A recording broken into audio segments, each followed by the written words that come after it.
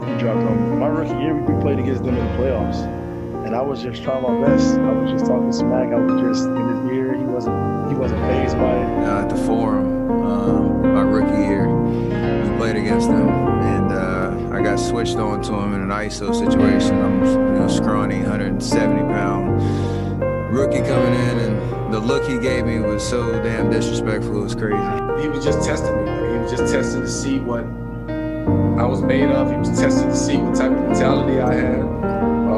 And he was just testing me to see, who I was as a person and what I stood for. I guess I wanted to gain his respect so much at that moment. The first time that I played against him was when I was in Chicago and he was with the Lakers, and I just remember him asking Michael Jordan all these questions on the court the whole time. But I think what ultimately made him who he was that audacity to ask Michael Jordan for pointers in his very first game against him. Think about most 18-year-olds, they'd be scared to death to go against Michael. And he was just inquisitive. It's pretty remarkable. He was just our generation's Jordan in terms of like iconic moves, ISO stuff, fadeaways, game winners. He's my idol growing up, and it was just a blessing to be on the same court as him and compete. It was me and him. Nobody on that court mattered. Nothing else mattered. It was everything for me. It was everything for me. It was the best moment of my life.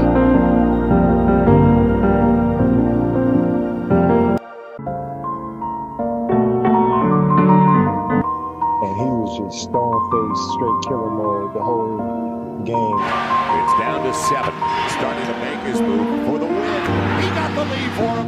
I remember we got our ass kicked. I remember that. I think I'm a pretty, physical defender and all that stuff, and I'm a young pup.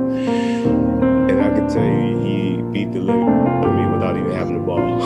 The very first time was actually here in LA. It was my assignment to guard Kobe, and he got into his back down, his patent pump fake, and I went flying for it. A young guy trying to go block his shot, I went flying for it, and he caught me in the air. He ran down, specifically ran down to where B-Shaw was, and he yelled at B-Shaw, check the young fella for feathers. We're up here because of 4 a.m. We're up here because of 2-a-days or 5-a-days. We're up here because we had a dream and let nothing stand in our way. If anything tried to bring us down, we used it to make us stronger. We were never satisfied, never finished, will never be retired. My high school English teacher, Mr. Fisk, I actually paid attention one time in class, and he said, he had this beautiful quote, and it read, "Rest at the end, not in the middle."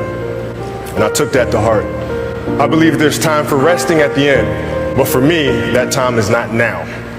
Thank you for this tremendous honor in acknowledging my basketball career, but I'm far from done. My next dream is to be honored one day for inspiring the next generation of athletes to have a dream, sacrifice for it, and never ever rest in the middle. Thank you to my wonderful family, my wife, my daughter, Natalia, and thank you guys. Thank you.